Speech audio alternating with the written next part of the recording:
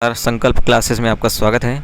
आज हम पढ़ने वाले हैं छत्तीसगढ़ से सहकारी समिति अधिनियम 1960 के बारे में। ठीक है, ये हमारा सहकारी समिति अधिनियम के 5वां क्लास है इसमें। ठीक है, छत्तीसगढ़ सहकारी बैंक परीक्षा 2023। ठीक है, चलिए देखते हैं, हम क्वेश्चन की ओर बढ़ते हैं।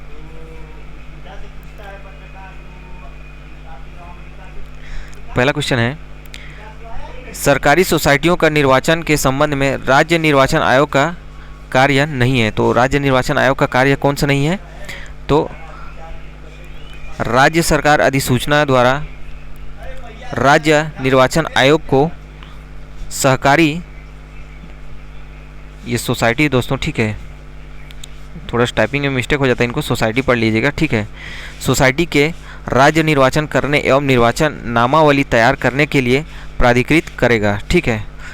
बी, राज्य सरकार के परामर्श से राज्य निर्वाचन आयोग निर्वाचन के लिए आवश्यक अधिकारी कर्मचारियों की नियुक्ति आवश्यकता अनुसार करती है। ठीक है, निर्वाचन संचालन के लिए नियुक्त अधिकारियों और कर्मचारियों के लिए शक्तियां, कर्तव्यों का उत्तरदायित्व का निर्धारण नहीं है।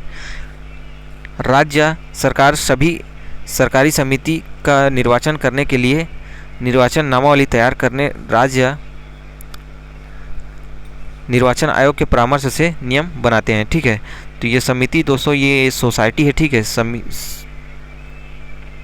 सोसाइटी है। ये थोड़ा सा टाइप करने में वॉइस टाइप होता है तो उसमें थोड़ा सा ये सीमित ले लेता है, इसको समिति ले लेता है, सोसाइटी नहीं लेता है बोलने से भी।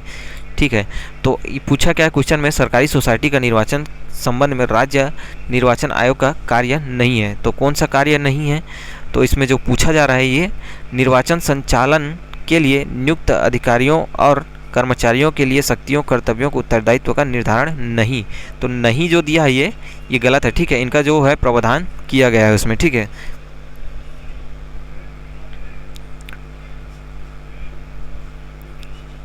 नेक्स्ट क्वेश्चन है अपना, यदि राज्य सरकार किसी समिति, ये सोसाइटी है, फिर से सोसाइटी पढ़ना दोस्तों, इसको सोसाइटी को यह आदेश विनिर्दिष्ट करें कि वह अपने सोसाइटी में, सोसाइटी इसको भी देख लेना दोस्तों, याद कर लेना। ठीक है, सोसाइटी में स्त्रियों के लिए स्थान के आरक्षण की व्यवस्था करें तो कितने स्थान को आरक्षित किया जाएगा? तो कितने स्थान को आरक्षित किया जाएगा? तो ये अधिकतम 4 स्थान को आरक्षित किया जाएगा। ठीक है, इनका जो वर्णन है वो धारा 52 ख में इसका वर्णन किया गया है। ठीक है, सोसाइटी अधिनियम के धारा 52 ख में इसका वर्णन किया गया है। दोस्तों, चैनल को सब्सक्राइब नहीं किया तो प्लीज़ चैनल को सब्सक्राइब कर लें, क्योंकि चैनल को सब्सक्राइब करना फ्री है, और लाइक कर दीजिए दोस्तों। ठीक है, अगर इनका आप थ्योरी भी पढ़ना चाहते हो तो मैं थ्योरी भी आपको पढ़ा दूंगा। ठीक है, लेकिन उसमें क्या है, समय ज़्यादा लगेगा। ठीक है, इस वजह से मैं इनका क्वेश्चन निकाल करके ही मैं क्वेश्चन बना करके क्वेश्चन तैयार करके क्वेश्चन करा रहा हूँ। ठीक है, क्योंकि इसमें जो है दोनों चीज़ कवर हो जा रहा है, हमारा धारा भी कवर हो जा रहा है और उनका जो क्वेश्चन बनने वाला है वो भी कवर हो जा रहा है। तो इस वजह से मैं क्वेश्चन निकाल करके क्वेश्चन तैयार करा रहा हूँ। ठीक है, क्योंकि ये सोसाइटी अधिनियम 1960 की जो है वो बहुत ही लंबा है। ठीक है, उनमें 96 धाराएँ हैं और 11 अध्याय है, तो बहुत ही लंबा प्रोसेस हो जाता है। एक एक धारा का क ख घ करके ऐसे करके इसमें बहुत लंबा उसमें पहुंच गया है। 1-2 वीडियो निकालूंगा फिर भी, जो मेन है उनको। ठीक है, क्वेश्चन है, किसी सोसाइटी के प्रबंधक, सचिव, लेखापाल या किसी अन्य वैधानिक अधिकारी के नियुक्ति के बारे में किस धारा में उल्लेख है? तो किस धारा में उल्लेख है? तो इनका जो वर्णन है वो धारा 54 में वर्णन है। ठीक है, धारा 54 में किसी सोसाइटी के प्रबंधक, सचिव, लेखपाल या किसी अन्य वैधानिक अधिकारी के नियुक्ति के बारे में किस धारा में उल्लेख है? तो धारा 54 में उल्लेख है। ठीक है, और धारा 16 में क्या दिया है? धारा 16 में सोसाइटियों के पुनर्गठन के बारे में दिया गया है। ठीक है, सोसाइटियों के पुनर्गठन के बारे में दिया गया है। धारा 30 में दिया है सदस्यों के दिवाला। ठीक है, धारा 30 में सदस्यों को दिवाला, और धारा 22 में सदस्यों का मत। ठीक है, इनके बारे में दिया गया है।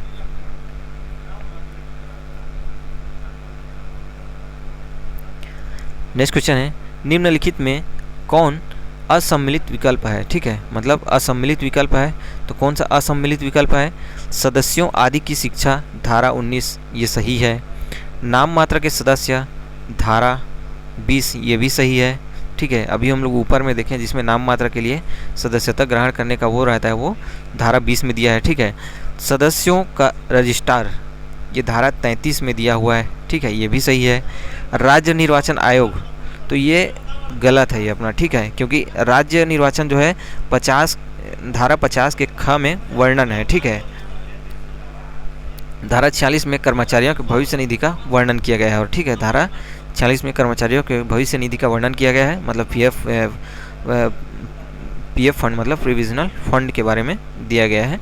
और धारा 46 जो है इसमें राज्य निर्वाचन धारा 46 में जो है कर्मचारियों के भविष्य निधि के बारे में वर्णन है, और राज्य निर्वाचन जो है इसको धारा 50 में वर्णन किया गया है। नेक्स्ट क्वेश्चन है, वह सोसाइटी जिसकी अंश पूंजी का सरकारी अंश पूंजी को अपवर्जित करते हुए कम से कम 50% सोसाइटी द्वारा धारित हो कहलाता है। तो वो क्या कहलाता है?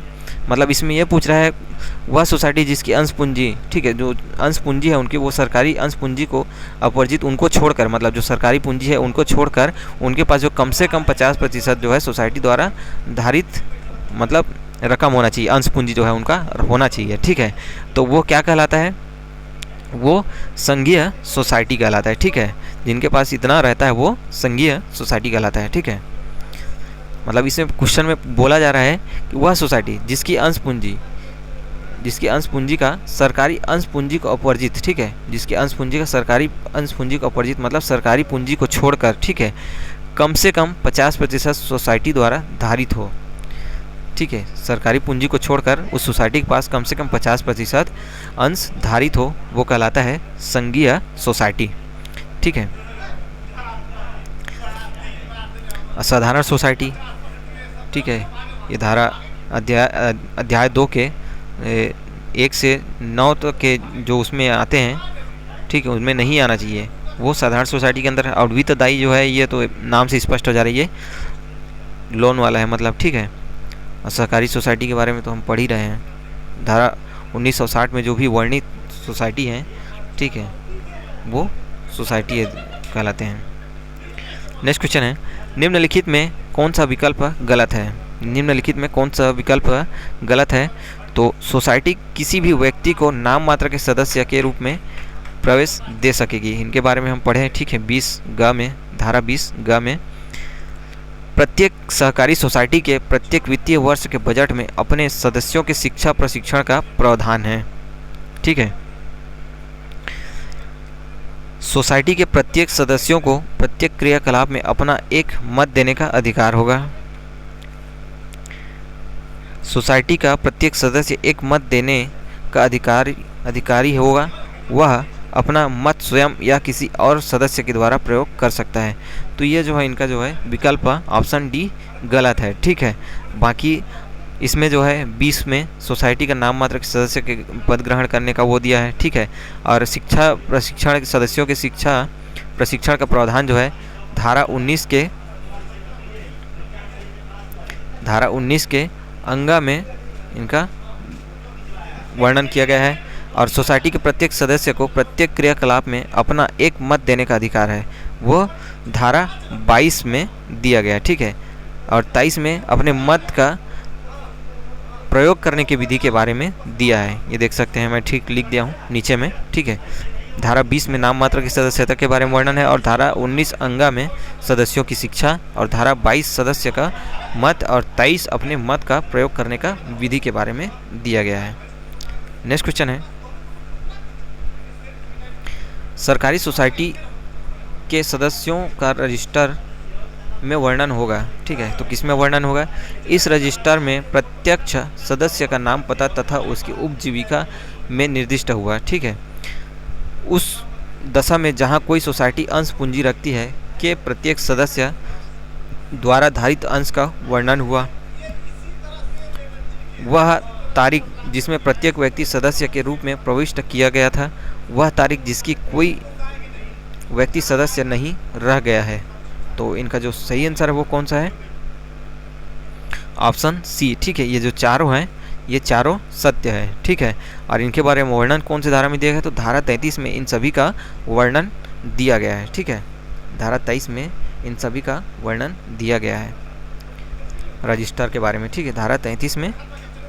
नेक्स्ट क्वेश्चन है, लाभ अर्जित करने वाली कोई सोसाइटी वर्ष के सकल लाभों में से किसी कटौती का शुद्ध लाभ की संगणना करेगी। तो किस कटौती का मतलब कौन से लाभों की कटौती करके सकल लाभ में जो संपूर्ण जो मतलब कोई सोसाइटी है, ठीक है, उनका जितना भी सकल लाभ मतलब संपूर्ण लाभों में से कौन से लाभ को कटौती करके शुद्ध लाभ की संगणना किया जाएगा। ठीक है, तो संपरीक्षा, प्रबंध प्रभार, मरम्मत, भाटक, ये भाटक है, ठीक है, भाटक, कर आदि कामकाजी खर्चे, अवक्षयण, उधारों और निक्षेपों पर देय ब्याज। तो इनका जो सही आंसर है वो कौन सा रहेगा? Option A. ठीक है, ये सभी जो है इनका जोड़ करके शुद्ध लाभ की संगणना करेगी। ठीक है, इन सब को जोड़ करके ये शुद्ध लाभों की गणना करेगी। नेक्स्ट क्वेश्चन है, और इनके बारे में जो प्रावधान दिया गया है वो कौन सी धारा में दिया गया है? धारा 43 का, धारा 43 के क में लाभों का नियोजन का वर्णन है। ठीक है, ये लाभों के नियोजन के बारे में दिया गया है। ठीक है, इनके बारे में लाभों के नियोजन के बारे में धारा 43 का है ये। ठीक है, ये का है, खाली का ये वाला। ठीक है, का में लाभों का नियोजन के बारे में वर्णन है। नेक्स्ट क्वेश्चन है, सोसाइटी द्वारा कर्मचारियों के अभिदायी भविष्य निधि के बारे में क्या सत्य है? सोसाइटी द्वारा कर्मचारियों के अभिदायी भविष्य निधि के बारे में क्या सत्य है? तो उसे सोसाइटी के कारोबारों में उपयोग में नहीं लाई जाएगी, उसे सोसाइटी के आस्तियों का भाग रूप नहीं होगी।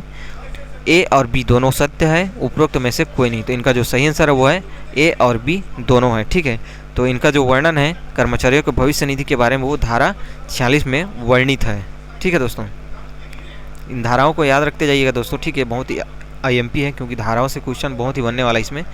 किसी सोसाइटी के बोर्ड को उसकी उप विधियों के अनुसार निम्नलिखित में से क्या शक्ति प्राप्त नहीं है? तो इनमें से जो शक्तियां हैं वो कौन सी शक्तियां उनको प्राप्त नहीं है? सदस्यता स्वीकृत एवं समाप्त करना, सभापति एवं अन्य पदाधिकारियों को निर्वाचित करना, सभापति एवं पदाधिकारियों को पद से हटाना, सोसाइटी में निर्वाचन कराना। तो इनमें कौन सी शक्ति उनको प्राप्त नहीं है? तो सोसाइटी में निर्वाचन कराना, क्योंकि निर्वाचन जो वो राज्य निर्वाचन आयोग का कार्य होता है। ठीक है, तो इनके बारे में जो वर्णन है वो निर्वाचन से संबंधित वो धारा 50 के ख में वर्णन है। ठीक है, राज्य निर्वाचन आयोग, और धारा 48 क में बोर्ड की शक्तियों के बारे में दिया गया है। ठीक है, इसमें शक्ति प्राप्त नहीं कर पूछा जा रहा है ना, इस वजह से यहाँ शक्ति को रिमेंबर करने के लिए धारा 48 ग में बोर्ड की मतलब सोसाइटी अधिनियम बोर्ड की जो है वो शक्तियों के बारे में वर्णन किया गया है। तो दोस्तों आज का क्वेश्चन कंटेंट यही तक था। ठीक है, अगर क्वेश्चन कंटेंट आपको अच्छा लगा हो तो चैनल को सब्सक्राइब और लाइक शेयर जरूर करना। थैंक यू दोस्तों, थैंक यू फॉर वाचिंग। और इसी प्रकार के और भी वीडियो पढ़ना चाहते हो मेरे प्ले लिस्ट में जाकर के आप वॉच कर सकते हैं, और इनका PDF चाहते हैं तो टेलीग्राम मेरा ज्वाइन करके वहाँ से आप PDF प्राप्त करके अच्छे से प्रिपरेशन कर सकते हैं। थैंक यू दोस्तों।